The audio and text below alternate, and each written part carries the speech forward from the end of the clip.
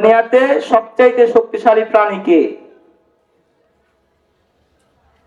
সবচাইতে শক্তিশালী প্রাণী হচ্ছে মশা। কি? মশা। মানুষেও কামড়ায়, মানুষেও কামড়ায়, বড় বড় বক্তাদেরও কামড়ায়, আলেম ওলামাদের কামড়ায়, সেনাবাহিনীরও কামড়ায়, পুলিশেরও কামড়ায়, প্রধানমন্ত্রীরও কামড়ায়, রাষ্ট্রপতিরও কামড়ায়, সবারই কামড়ায়। আবার মাঝে মাঝে দেখবেন সব জায়গায়, কিছু কিছু জায়গায় দেখবেন কবরের মধ্যে মানুষেরও কামড়ায়, মৃত মানুষেরও কামড়ায়। কামড়ায় কিনা দেখেন নাই? আচ্ছা, আমরা মশা থেকে বাঁচার জন্য কি ব্যবহার করি? মশারি। আর কি ব্যবহার করি? কয়েল। প্রথম নাম্বার কি কইছি? মশারি। কিছু কিছু জায়গায় দেখবেন মৃত মানুষের কবরের সামনে মশারি টানা, বিশাল বড়, মশা কামড়ায়। বুঝেন নাই? মশা কামড়ায়। বুঝছেন কিনা? সুতরাং ফিরে আসো, তওবা করো।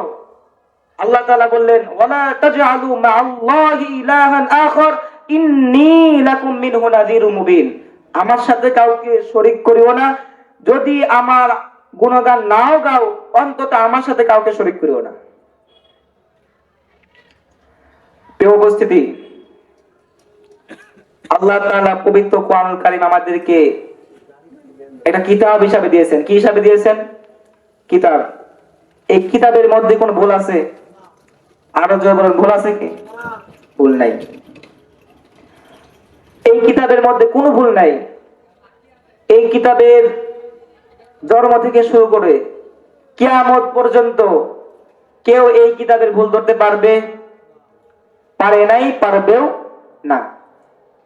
পূর্বে যারা এই কিতাবের ভুল ধরাইছে তারা নিজেরাই ভুল হয়ে গেছে। যারা ভুল ধরে আইছে তারা নিজেরাই ভুল হয়ে গেছে। সামনেও যারা এই কিতাবকে ভুল ধরবে তারা নিজেরা ভুলে যাবে। প্রিয় উপস্থিতি, আল্লাহ তাআলা এই কোরআন আমাদেরকে এমন গ্রন্থ হিসাবে দিয়েছেন যে এই গ্রন্থটা আপনার জীবনে চলা ফিরা, উঠা বসা, যা কিছু করবেন সর্বক্ষেত্রে কোরআনের আপনি কাজে লাগবে। সব ক্ষেত্রেই, কোনো ক্ষেত্রেই বাদ নেই। প্রিয় উপস্থিতি, যদি আপনি বা আপনার সন্তানকে ইঞ্জিনিয়ার পড়াতে চান, ডাক্তার পড়াতে চান, তাও কোরআন লাগবে। লাগবে কিনা? আচ্ছা বলেন তো, পৃথিবীর মধ্যে কোরআন আগে না বিজ্ঞান আগে? কোরআন আগে। আলহামদুলিল্লাহ, তাও তো জানি, বলতে পারছি কোরআন আগে। এখন যদি বলেন যে হুজুর কেমনে কোরআন আগে? আরে বেটা, বিজ্ঞান নেই তো কোরআন থেকে, ঠিক কিনা? বিজ্ঞান সারা জীবন ভরে খুঁজতেছে যে সূর্য তো অনেক আলো, সূর্য আমাদের আলো দেয়, তো চাঁদ কেমনে আলো পাইলো? খুঁজতেছে খুঁজতেছে খুঁজতেছে খুঁজতেছে। কিন্তু আল্লাহ তাআলা পবিত্র কোরআনুল কারীমে আগেই বলছেন যে সূর্য থেকেই চাঁদ আলো সংগ্রহ করে। তো কোরআন আগে না বিজ্ঞান আগে? কোরআন আগে। আমার ভাইয়েরা, আমার বন্ধুগণ, আল্লাহ তাআলা আমাদেরকে একটা গ্রন্থ দিয়েছেন, কিতাব দিয়েছেন,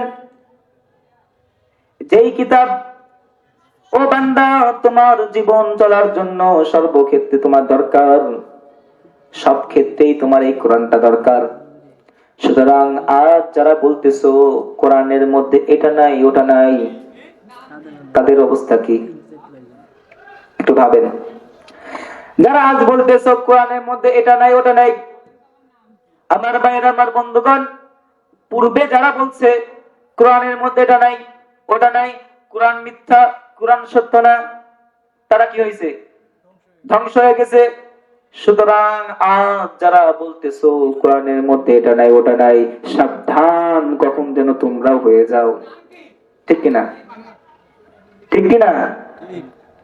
আমার ভাইরা, আমার বন্ধুগণ, আল্লাহ রাসূল সাল্লাল্লাহু আলাইহি ওয়াসাল্লাম বিদায় হজের সময় একটা কথা বলছিলেন, অনেকগুলো কথা বলছিলেন, তার মধ্যে একটা আমি বলতেছি, সেটা হচ্ছে কি, তোমরা ইসলাম নিয়ে বাড়াবাড়ি করো না। কি নিয়ে? ইসলাম নিয়ে বাড়াবাড়ি করো না। আর বর্তমানে আমাদের সমাজে এমন হয়ে গেছে, ও যে আলেম সেও বলে হ্যাঁ এটা, যে আলেম না সেও বলে ওইটাই। মানে আমরা এক একজন মুফতি, কোন ক্ষেত্রে আপনি দেখবেন না যে কেউ বাড়াবাড়ি করতেছে, এই ইসলাম নিয়ে সবাই বাড়াবাড়ি করে, মানে সবাই জ্ঞানী না, এটা ঠিক নয়। আমার ভাইয়ের, আমার বন্ধুগণ, বলতেছিলাম আল্লাহ তাআলা আমাদেরকে একটা গ্রন্থ দিয়েছেন, পবিত্র কোরআন। এই কোরআনের মধ্যে সমস্ত কিছুই আছে, এমন কোন জিনিস নাই এই কোরআনের মধ্যে আল্লাহ তাআলা দেন নাই।